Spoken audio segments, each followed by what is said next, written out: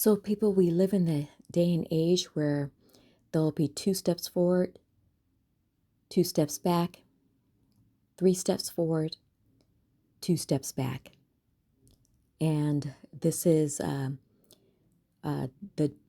slight difference for descendants of American slaves, because in the past it's been one step forward, three steps back, one more step forward, and five steps back, and so on, that we could never overcome. And so we live in a day and age where that is changing now, and that uh, there seems to be quite possibly, little by little, microscopically, um, reserves for as far as delayed action against us. And even though that they are motivating for that action, there's still some delaying. For some, there's a saying in either rehabilitation in every area of life, or recovery in every area of life, that they call upon a higher power, right? A higher source. And there's a saying that says 11th hour higher power, where usually the Most High will allow you to experience losses until the very last moment, and then the Most High will then snatch you from that. Um, and and and I think that on an individual level, as descendants of American slaves, we've been experiencing so many losses, one after another, that it hasn't really that the very fact that we haven't crumbled, well, it hasn't really change our positionality in this wicked system at all. Even if you have a degree or if you're a professional, we have always had being knocked down. We've had to, as they say, we've had to get it out the mud. And many times, once we got it out the mud, it would be snatched right from us. So, in this day and age, at this point in time, it seems that little methodology is changing, but not fully. So I've noticed it too, as far as my current condition. I will receive good news, and then I'll receive bad news, and then I'll receive good news, and then I'll receive bad news, and then receive more good news. Where in yesteryear, it would be bad news, more bad news, and even greater bad news. I'm still what I think is now, it's just the irritation of this world that we live in, as far as that we can receive good news. There's always this one little thing that will needle you, right? That would just, that it seems like is the air, which still is pervasive with the devil doing, is there to just kind of pick at you and to poke at you. Um, and so I really do long for the days of when we don't even have to worry about that anymore. Having said that, I was drawn to a book by Neely Fuller Jr.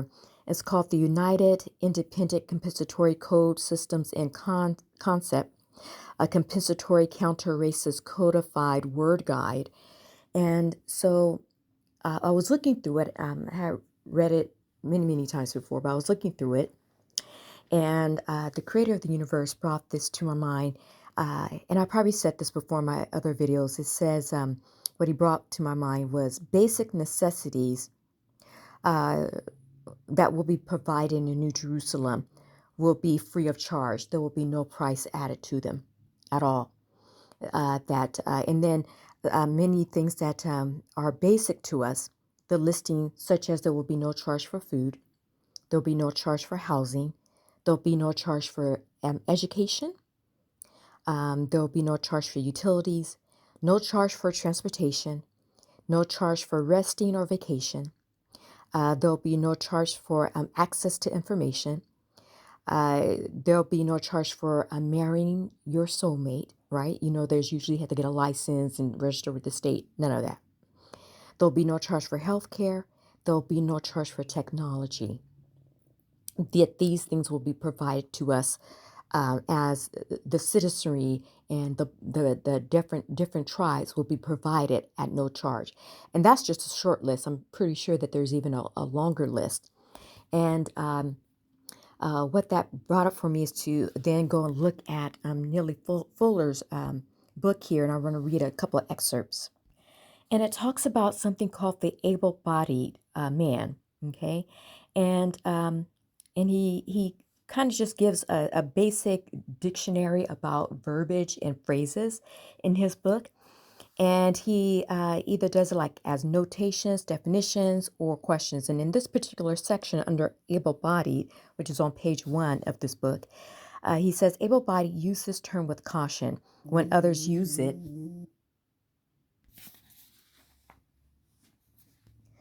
So it says, for able-bodied, it says questions, how able is which body? Able to do what? In order to satisfy who? Within the system of white supremacy, racism is a body of a non-white person able to do the same thing as a body of a white person. If so, why? If not, why not? So he goes on to answer these questions. But one of the things that I want to home in on it toward the end of this paragraph is a statement of a question rather is within the system of white supremacy racism are non-white people able to do the same things that white people do in all areas of activity, which includes economics, education, entertainment, labor, law, politics, religion, sex, and war and counter war. Does any able body also include an able mind or able brain? And in this system that we are in, we are not able-bodied people. We are the captives of this domain that we are now starting to first of all, we have been awakened, right? Not all of us, but enough of us. There is enough inertia now that has changed the dynamics of how this planet is moving. And we've had help in my heart of hearts. We've had help from the angels, like Three-Eye Atlas and the other objects that are in and around the orbit of this planet, and Three-Eye Atlas passing through space, causing the dynamic interactions between itself and the supernovas and the sun and all of the planets in our solar system to change the ability for Satan and demons and the human agency that served them in order to activate their power and force or empower this world to continue to force its will upon the children of Yah. So, so to start off, when we're in New Jerusalem, one can imagine that that what has been happening in this world will not be happening in that world, right? In New Jerusalem's world, in the promised land, that is going to be completely opposite than that. And the first thing is the greed is going to be removed, right? And so part of learning that and understanding that is to make things free, and that the currency, whatever that's going to be in at some point in time, will not be pressed upon us when we come into New Jerusalem. Is for our uplift, that to know that all the fruitage that we'll be working with, the fruit of our hands, will be sharing with one another. It will be a communal type of currency. I'm sure at some point we'll get to the creator of the universe will import to us what the dollars and cents or whatever that's going to be called will begin to come into play. But for the most part, please realize that New Jerusalem is not going to be mirroring what America or what the European nations have done. Right. As people have said so many times, even white men are saying that other white men, what we've done as white men is basically just take shit. Just go around causing wars, taking things that don't belong. They took things that don't belong to them, taking the resources, not ever paying for them, just snatching them by brute force, And they've been allowed to do this because they had the invisible power of Satan, who was giving them that power, empowering them with weapons and whatnot, putting that in their heads, and or basically many times they were just taking it from us, and then they would just use it for their own means. So all of that's going to be snatched, right? Because nuclear power can be used for good or it can be used for evil. And in New Jerusalem, it's going to be used for good. But first and foremost, in order just to stop the bleeding, the healthcare and the administration of the medicine is going to be free. And this is going to teach us really how to reconnect with one another as Black folks. And so to have that as the bottom line for the maybe the first decade or two, that things are free. The air, like the air you breathe, is free, so the water you drink will be free. I think that's going to do a lot to heal us and to begin to get us into our right mind. And we will work with one another. I think the brotherly love is going to come into play. Yes, we are people who have been broken, but we have something in our heart that a lot of other cultures don't have, and that is brotherly love. We are capable of that. So I think that that's going to come into play in regards to our uplift. And finally, one of the basic cornerstones that will be one of the driving forces of this is something else that was said by this dear, our grandfather here, Neely Fuller Jr., who said in the section when he was talking about compensatory logic, is that according to the compensatory logic, there is reason to believe that the best language for any people to teach, learn, and use is language that does the most to produce the following two results. And the first one is guaranteeing that no person is mistreated. And then the second point, guaranteeing that the person who needs help the most gets the most constructive help that will be made available to them. And that is what's going to be in New Jerusalem. That is going to be one of the core tenets, I'm sure, of a lot of policy and tenets and rules and regulations that are going to be meted out to the masses among each other from the top to the bottom, is that no one is mistreated, and those that need the most help, because we all are messed up in different ways, some more than others, that they get the most help, you see, right? And for the place that claims to be us on the other side of the world, they're not doing that. There was one white man that was saying on his channel, he was saying they don't offer anybody help. And if you look at it, he goes, they usually, and when they do give you a little bit, they have put usury in there where they take more. And this is the truth. I mean, if you look at Hollywood, if you look at anything that we've been doing with them, that we have to go through them, there's always something that they're going to snatch from you more, right? There's always a little snare, a little trap that they take from you. And even now, what that and I can't remember the name of the YouTuber because I've never seen him before, but the same man says that even with the dealings with the American government, it's more of almost like a vampire relationship, taking,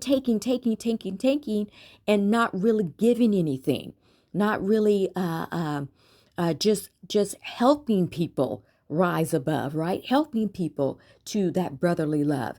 It's really, this is mine, and I'm not going to give you. I'm not going to share with you. I'm going to hoard the wealth. I'm going to hoard the riches. And I'm going to be the hand behind everything to cause pain and destruction. So, see, you got to compare, who is the Bible really talking about? And what is the God of heaven of the Bible and all the other sacred books? What is he saying about his people and how they would be interacting?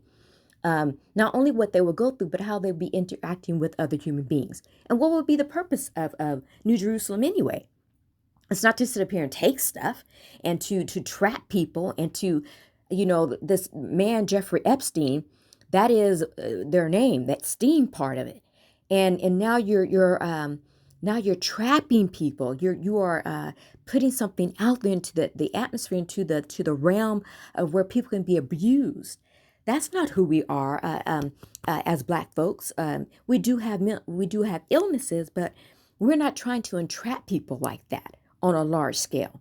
If you think about the civil rights, which is one of the hallmarks, cornerstones of this nation, that dictates how a nation should have been, how this nation should have been. The tenets of that was not to entrap people, but to free us and to free the nation. Now, they got in there, huh? They got in there and put something about the immigrants. And we thought that, okay, great, that will be back up for us. And that will really, hopefully, will smooth out the racism that was so blanketed in at that time. And what we found, there was a trap in that. And so now we have this issue going on today where they brought in people and they set it up. They set it up. They set it up, not the immigrant, but they set it up that we are going to give you what we know that we should be giving the former slaves of this nation. We're going to produce justice to people who were not injured in the way that this civil rights bill was supposed to correct that injury. And that came from their mind. It didn't come from the immigrant mind. It came from their minds. And so that would not be the case for true New Jerusalem, but just compare and contrast. And we really are not going to appreciate that until we are actually up and running. And that can be any day now. I'm now hearing now that that this man, that the president is now working away to where that he can have a third term. And some people are saying that he's actually saying behind closed doors that he wants to be an emperor, a king like Julius Caesar, and using his army to maintain power. That's not going to happen. I don't know if that's true or not. It's not going to happen. We do know that there's another dynamic power in the world, and that's the power of the Most High that's bringing down all nations. And another thing about that, I would just say to end here, that with the fall of Armageddon, and when them folks are out the way, including this nation, when it has to be served justice, that you're going to find that all the other nations around, part of their falling, maybe is that they'll go after one or another. It would just trigger them to uh, someone likened it to like when you have a mob family and the head of that mob family or the family gets removed out of the way, then the underlings start to go after one another and trying to trying because there's a vacuum of power left in the room, and so then they're triggered to go to attack one another. So that may be another thing that will happen around the world, unfortunately. But I'm not going to feel sad about it because I know my people. We tried to do what we could in order to stop that, and so no, we sleep guilt free. All right, thank you for listening.